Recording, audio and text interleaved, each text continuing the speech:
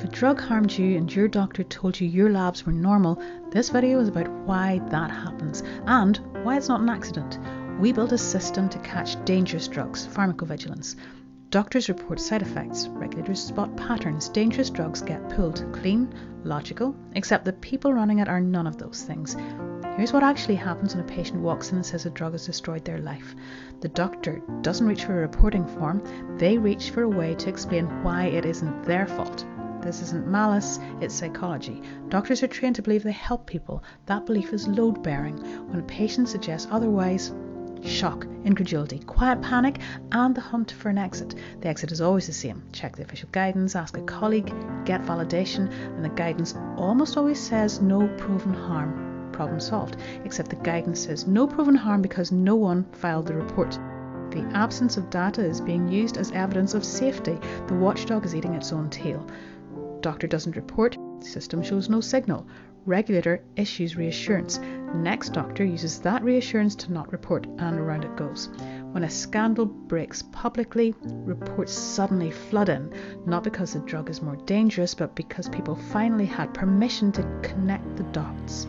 The system doesn't measure harm, it measures social permission to talk about harm. Let me give you a concrete example. Gadolinium contrast is used in routine MRIs. It's assumed safe because it clears the body, except it doesn't, not from everyone, not from all tissues. Patients develop crushing fatigue, brain fog, joint pain, autonomic dysfunction. Their labs come back normal, their doctors call it health anxiety, the report never gets filed. I was a paediatrician. I spent years inside this system, prescribing, reassuring, trusting the guidance. November 2016, I had a routine gadolinium MRI. What followed was not routine. My labs showed minor changes, nothing alarming. The tests that would have shown the real damage were never ordered. My doctor consulted a radiologist who'd never heard of problems, but then they don't see what happens 6 weeks later. I was told you can't retain gadolinium unless you've had 4 contrasts, as if these molecules count your exposures like a loyalty card, one stamp away from actual harm. Your body doesn't need to retain a toxin to be destroyed by it. X-rays pass straight through you. Gamma radiation doesn't stay, yet the thyroid cancer can show up years later. Ironically, radiologists know this better than anyone. The gadolinium was the last straw. I'd already been burning out. I developed oxalate toxicity. Mechanisms I was never taught in medical school. Mechanisms my training actively made worse. All of that landed differently for me because my patients were children. If I were in a fairy tale, I wasn't the hero. I was a gingerbread house and Big Pharma was the witch. That broke me out of the system entirely. The numbers behind this are hard to look at. Some analyses place medication-related harm as the 3rd leading cause of death. Yet on death certificates, it's almost never listed. Official US figures attribute 4,620 deaths per year to adverse medical events, but patient safety research puts the real number at over 250,000. That's not a rounding error, that's a ghost on the death certificate. So, where does that leave you?